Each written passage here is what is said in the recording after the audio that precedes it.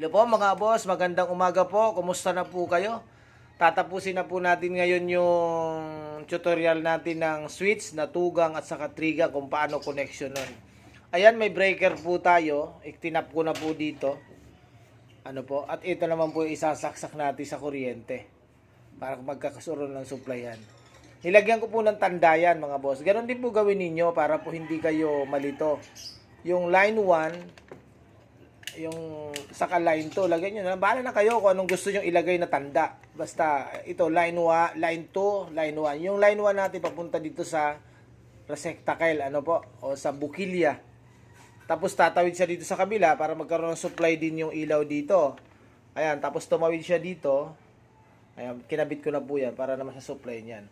Yung line 2 naman po, hindi ko pa ikinakabit. Ayan, ikakabit natin. Papunta naman dito sa switch po ng ilaw. Ano po. Ito naman mga to, mamaya tingnan nyo pa kung paano natin pailaw. Tandaan natin mga boss, yung line 1 saka line 2 dapat hindi po magkasama dun sa receptacle. Lahat magkahiwala yan. Papunta sa switch yan. Yung isa. Yan, yung, bahala na kayo kung line 1 ba papuntahin nyo ng switch o yung line 2. Ako po ginawa ko yung line 2 po ang pumunta ng switch. Ayan, panoorin po natin ano po kung paano natin ikakapit yan.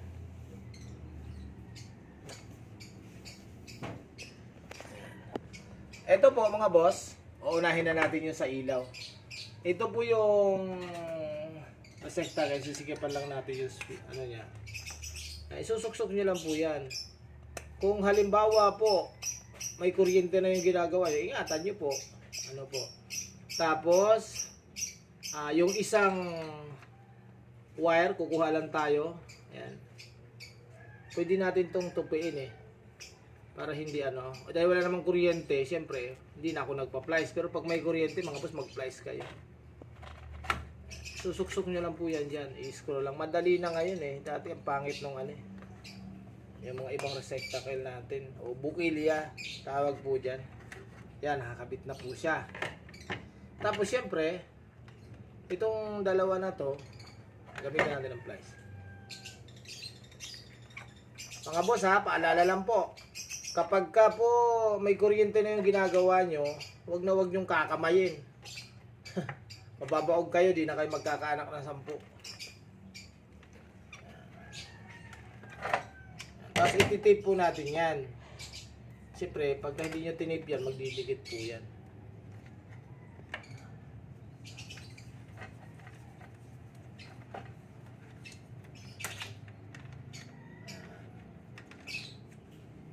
Siguraduhin lang po ninyo na maayos yung pagka-tape mga boss. Ito, i-tape na rin natin itong spot. Tago na natin dito. Ganyan lang po yan. Tago nyo lang.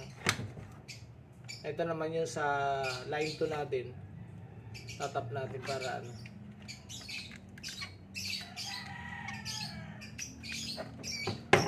tape din natin.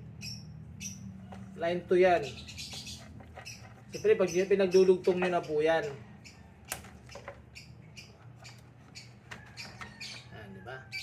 Yan, ganyan na siya. Okay? Pagka maluwag po ang kabit niya, hindi iilaw, kaya dapat masikip.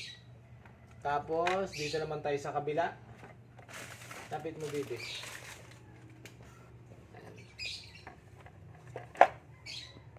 Isa nyo.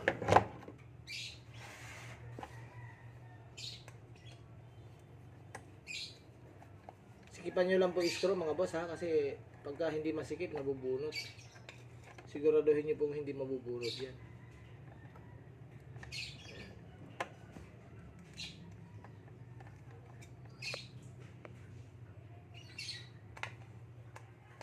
Ulitin ko lang po, kapag may kuryente na po, mag-ingat kayo. Wag na wag niyong hahawakan yung kahit anong linya dyan mga boss. Baka mangisay kayo. Ano po. Tapos ito, nilagay ko na, titip na lang natin.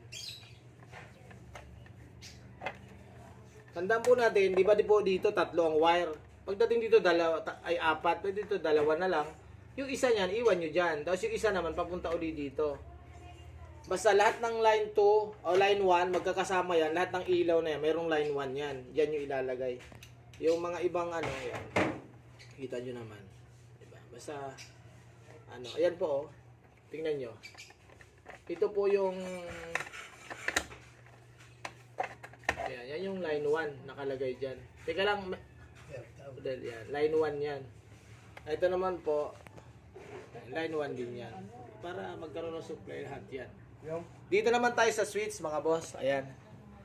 Ito naman po, kung napapansin po ninyo, di ba po, ayan yung sinasabi ko. Para magkaroon ng supply yan, ikakabit natin itong line 2 dito. Dito po nakakabit yan sa dulo. Yan. Kasi yung ibang mga yung mga wire na walang kuryente, lalagyan na natin yan. Yan lang po. Yan. Tusok nyo lang, pero kung may magpa-plies kayo mga boss ha. Huwag nyo kung gagaya, wala naman kasi kuryente yan. Kaya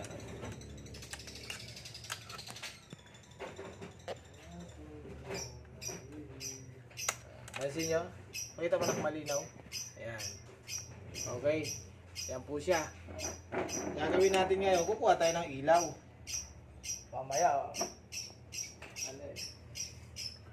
malaman natin kung may kuryente yan.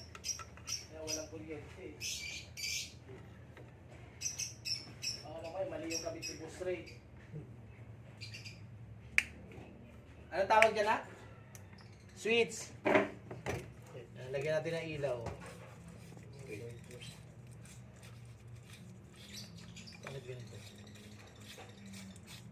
Karga nyo sa kulong-kulong din yung Kasi mga boss, may gagawin kami. Yung electrical nun, i-video ko po yan para papanood nyo. Ano yan? Parang sapot dyan. Doon. Kanino yan? Wala lang. Para sa mga kaibigan ko. Pero palang to. O baka yun yung iba doon, baka meron Oo. din. Baka meron. Kaya pala hinahanap ko yung pinaka-screw niya, wala. Ayun nga. Tamo? Iilaw to. Ano, ilaw yan. Oo nga. Ay, nago. Kaya kayo tignan-tignan niya din ha. Oo nga boss, baka mamaya mayroon laman sa loob, ayaw umilaw, ulit kayo ng ulit. Electric pan to, di ba? Aircon? Hindi ko alam eh. Saan ito galing? Saan yan? Huwag mong pagkailaman yan. Ngayon alam ka naman yan eh. Aircon ang tatong maliit eh. Yan. Yan mga boss, nakakabit na lahat. Sa sound system yan. Yung ano. Ngayon, ito po, itong dalawa na to, sasaksak natin to. Alis ka dyan, dito ka na, lipat ka sa kabila. Wala kasi tayong Buisit ang trabaho niya. City na, tagal-tagal. Bakit? Ayan, mga boss, sinaksak ko lang pasamantala para makita natin kung umiilaw. Naku, umilaw ka agad mga boss, oh. Hindi pa nakapatay. Ayan mga boss, ha. Tingnan nyo, umilaw na. Tcharan! Ayan. Kaya yung mga boss, dito ka na. Ilayo mo konti. Ilayo mo ng konti na. Ikaw nga, mami. Ayan, tingnan nyo, ha. Tingnan natin kung umiilaw. Yung switch. Ayun. Umiilaw yung isa. Ayan. Ayan mga boss. Baliktad kasi pagkabit ko dito kaya pa. Ano ba gagawin natin iba? Ayan, umiilaw na mga boss ha. Mapatay natin. Diba? Ganun lang po connection mga boss. Para ano. Ito pundido ata. Ayaw umiilaw. Pero kanina umiilaw na yun. Pundido. Ayun, dito lang. Maluwag daw, sabi ni Kuya Rogelio. Ayan po mga boss. Nakita nyo po, napailaw na natin siya. Basta lagi po natin tandaan, kung hindi nyo talaga kaya, tumawag po kayo ng marunong electrician. Ano po mga boss? Sige po mga boss, salamat po ng marami po sa inyo. Comment lang po sa video po natin. Kung halimbawa po anong gusto nyong ituro po natin para sa susunod po nating mga tutorial tungkol po sa electrical. Ulitin ko po, hindi po ako graduate ng electrical engineer o electrical ano po man. Basta experience lang po mga boss. Ano po. Natutunan lang po natin yan sa trabaho po natin dahil sa tagal na natin sa construction siya. Ano po. Sige po mga boss, salamat po ng marami sa inyo. Ingat po kayo. Ako si Ri. TV.